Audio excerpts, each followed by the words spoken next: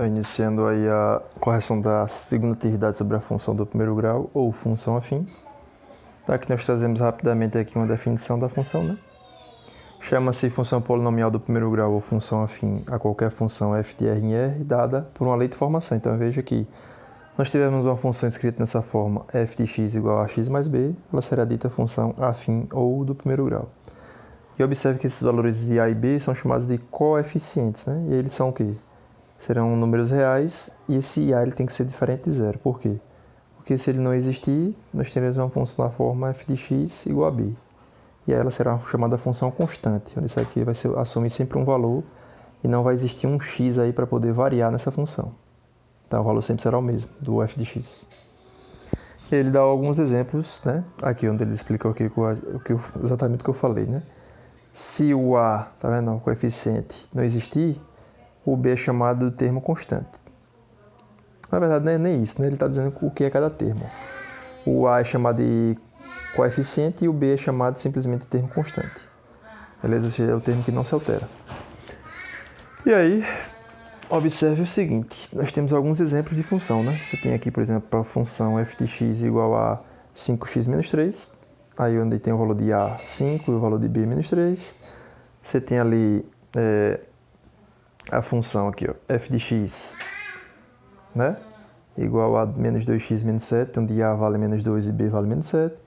E f de x igual a 11x. Nesse caso, tá vendo? O b é zero. Então, se o b é zero, ele não existe na função.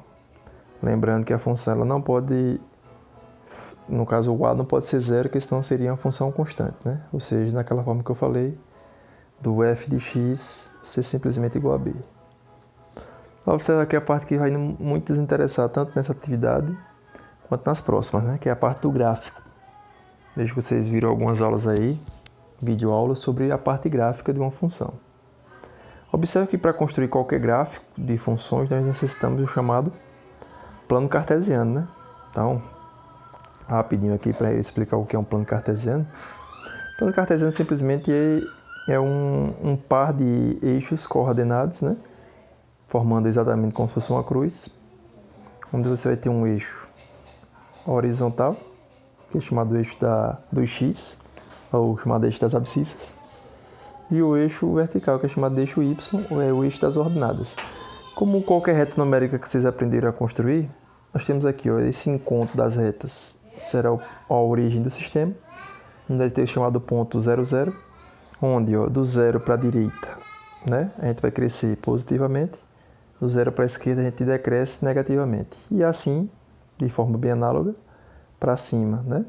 Ou seja, do 0 para cima no eixo y é positivo e do 0 para baixo é negativo. E seguindo esse pensamento, a gente distribui os números inteiros. Então, quem são os números inteiros? Aqui 1, 2, 3 e assim por diante. Aqui menos 1, né? Menos 1, menos 2, menos 3 e assim por diante. Já que aqui falta espaço, não tem como fazer. Aqui a mesma coisa, menos 1, menos 2 e assim por diante. Aqui 1, aqui 2 e assim por diante. Quer dizer, e aí, como é que eu vou construir uma função? Na verdade, um gráfico de uma função. A gente necessita, na verdade, de pontos. E esses pontos eles são localizados pegando os chamados pontos... Deixa eu ver, fugiu aqui o nome. Na verdade, a gente tem que pegar pares ordenados. Pronto, surgiu aqui. Por exemplo, se eu pegar um ponto 2 e 3, o que é que isso vai significar nessa nomenclatura? Que é que o meu x vai valer 2 e o meu y vai valer 3. Aí se você olhar para meu plano cartesiano aqui, ó, onde é que eu vou localizar esse ponto? Isso aqui vai corresponder a um ponto. Aqui, ó, minha coordenada x vale 2. Então, eu venho até x aqui, ó, marco 2. Certo? Só que meu y vale 3. Então, eu teria que chegar aqui e marcar 3 aqui, ó. Aqui eu tenho 2 e mais um aqui está 3. Onde é que está meu ponto? Aí eu venho aqui e eu vou ligar. Eu venho ligar esses pontos. E aí, para destacar aqui, quando eu faço a união desses pontos, aqui eu tenho um ponto do gráfico, certo?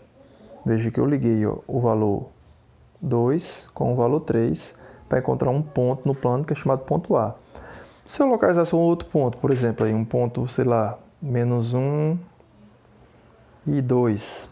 Onde é que seria esse ponto menos 1 e 2? Eu pegaria o menos 1 aqui no x, ó, marcaria menos 1 para cá, sentido negativo. E o 2 está aqui, né? Positivo também. Então vem para cá. Aí eu faria ligar os pontos, certo? Aqui eu teria um ponto, vou chamar aqui, por exemplo, de ponto B. Vai dizer, e aí, o que é que esses dois pontos vão significar para meu gráfico? Aí é que está a questão. Esse ponto A com esse ponto B. Se eu ligá-los, por exemplo, isso aqui a gente vai ter uma reta. E essa reta é o que a gente chama de gráfico da função. Eu sei que parece um pouco confuso, mas na hora de fazer na questão fica mais fácil.